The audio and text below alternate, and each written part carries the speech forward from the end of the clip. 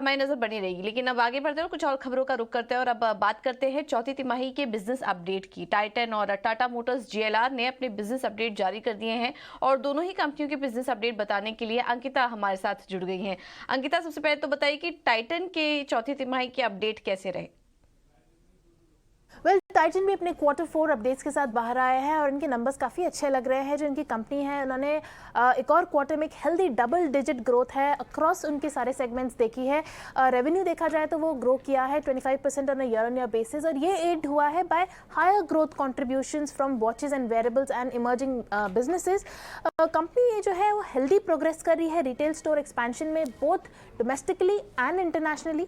आइए इनको देखते हैं सेगमेंट वाइज इनका क्या ब्रेकअप रहा है। जो ज्वेलरी डिवीजन है उसने क्लॉक इन किया है 23% growth on a year on year basis. जो ज्वेलरी ग्रोथ है वो generally was led by increase in ticket size and buyer growth की वजह से ये आई है।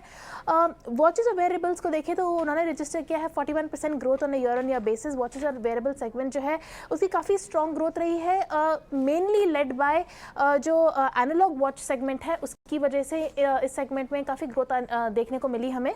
और जो आई केयर डिवीजन है उसने रिकॉर्ड किया है healthy sales growth of 22% on a year on year basis.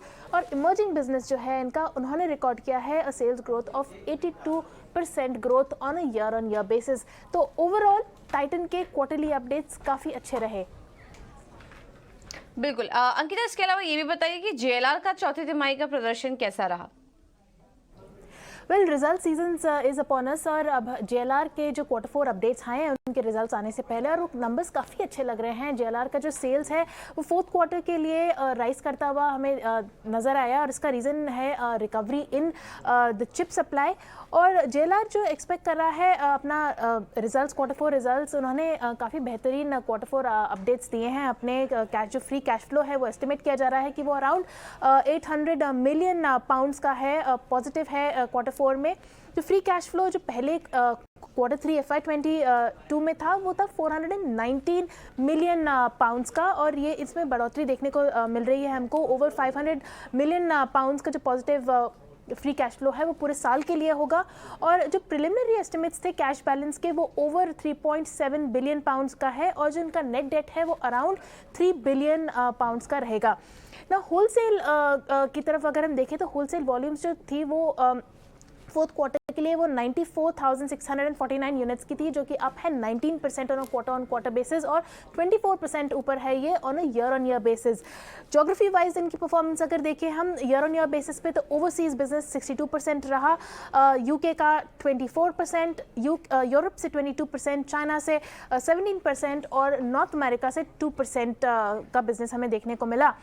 अब हम आते हैं रिटेल सेल्स पे ना। इनकी जो रिटेल सेल्स थी Q4 के लिए वो 1,02,889 यूनिट्स की रही, जो कि अप है 21% ऑन क्वार्टर बेसिस और 30% on a year on year basis पे।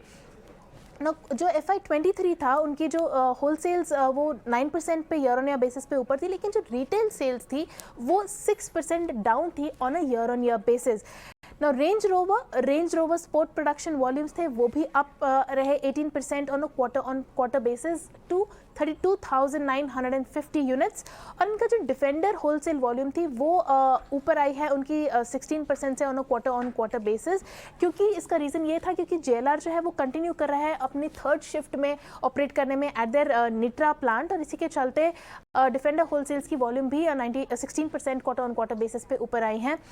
अगर हम इनके ऑर्डर बुक की तरफ देखें तो जो ऑर्डर बुक है वो काफ़ी स्ट्रॉन्ग है with about some 2 lakh client orders और इनका जो 15,000 लोअर रहा इनका जो क्वार्टर बेसिस पे रिफ्लेक्ट कर रहा है कि हायर रिटेल जो रही है क्वार्टर बेसिस पे, उसकी वजह से range rover sports and defender demand जो है वो कम से कम 76% ऑफ इनकी ऑर्डर बुक को कंप्राइज करता है। तो ये थे जेएलआर के क्वार्टरली अपडेट्स जो कि काफ़ी रोबस्ट और स्ट्रॉन्ग नजर आते हैं।